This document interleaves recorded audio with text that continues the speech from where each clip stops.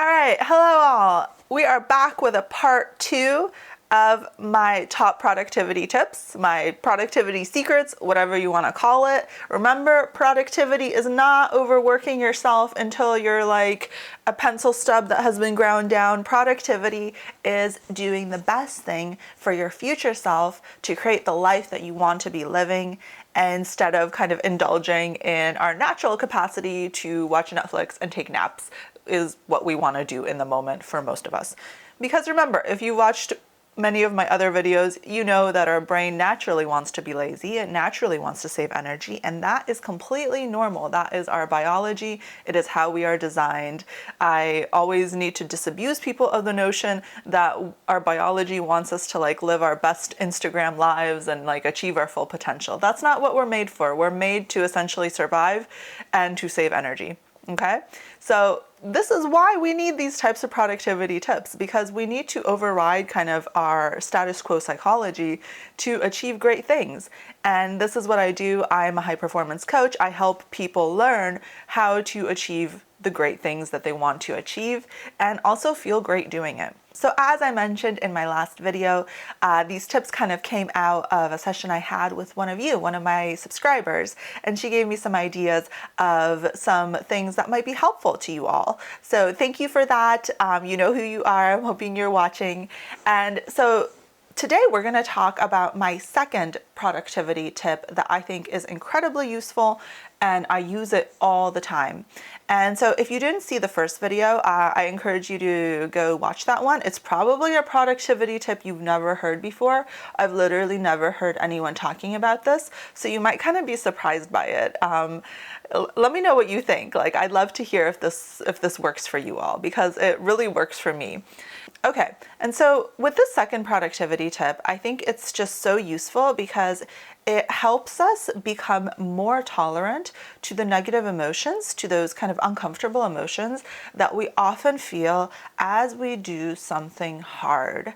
And a lot of us have this kind of like vision in our head that we want to do things that are really hard, but we don't want to feel bad while doing them.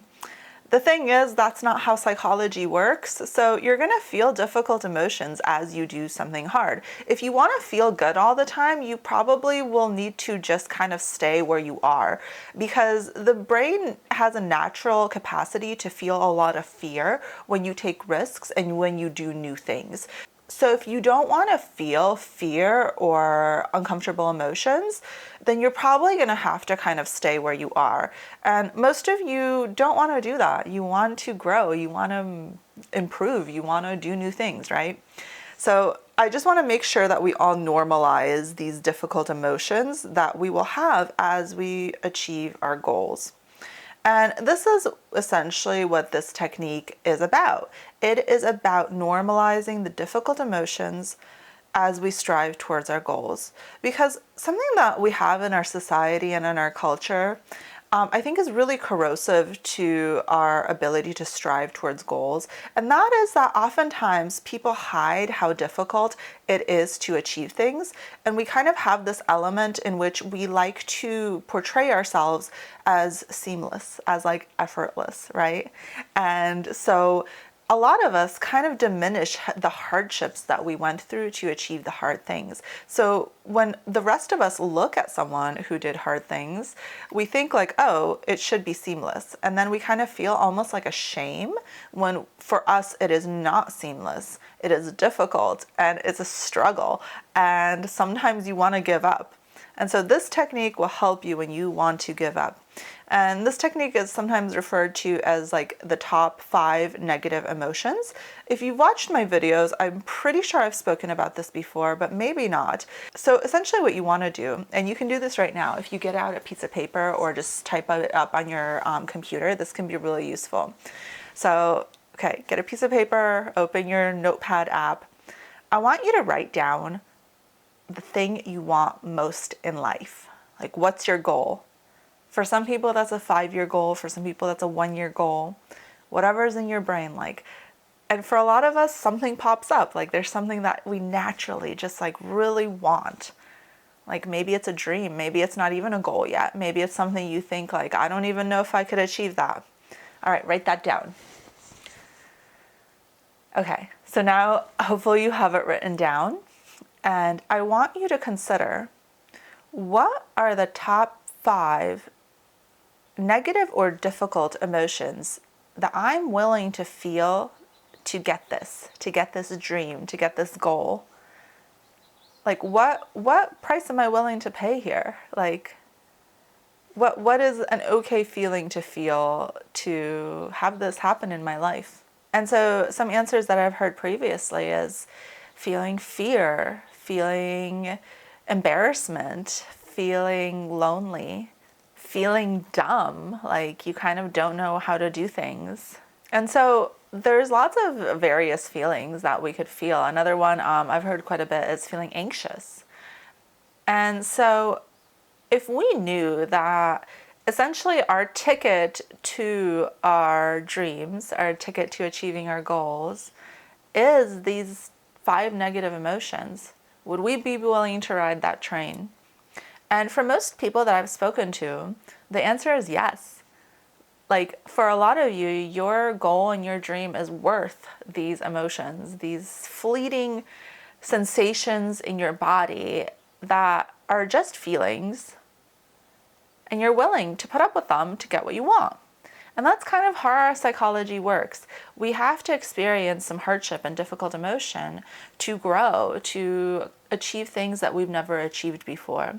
And so if you write down these top 5 negative emotions that you're willing to feel, and you put them somewhere around your desk, maybe a post-it on your computer, and you kind of see them on a regular basis, you know that when you feel anxious, when you feel hopeless, when you feel uncertainty, you know that this is normal and this is part of your journey.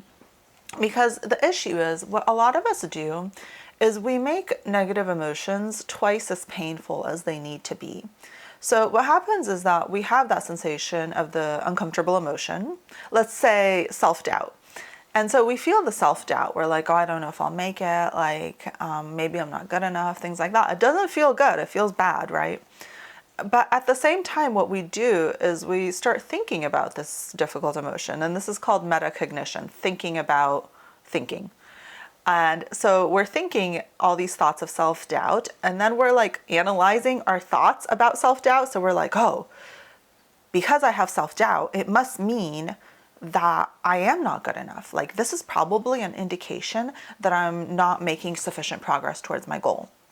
Or this is like kind of like a sign from the universe that like I'm not meant for this. And so these thoughts about our thoughts, metacognition, is like a second layer of pain that we put upon ourselves, and we basically make it mean that just because we are feeling a difficult emotion, something is going horribly wrong. And that is super, super stressful to our minds and bodies. Like, we've essentially told ourselves, like, this emotion means something is going super wrong. And this is where we have a lot of control, because we can actually think of self-doubt as a normal emotion that we feel in our journey to achieving our goal. Like, of course I'm going to feel self-doubt. Like, yeah, like, hello self-doubt, like, you have come, like, I expected you. And if we can kind of embrace those difficult emotions that come and really accept them, we can make them half as painful as they need to be. And if we do that, we are more likely to move towards our goals and also have more energy to move towards our goals. So really try this out. Think of the top 5 negative emotions that you're willing to feel to achieve your goal.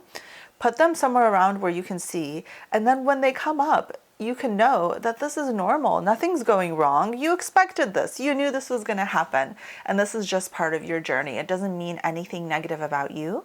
And it doesn't mean that you're doing a bad job at moving towards your goal. Okay, so I hope this was helpful, and I will see you all next week with another video. I hope you all have a wonderful and productive week.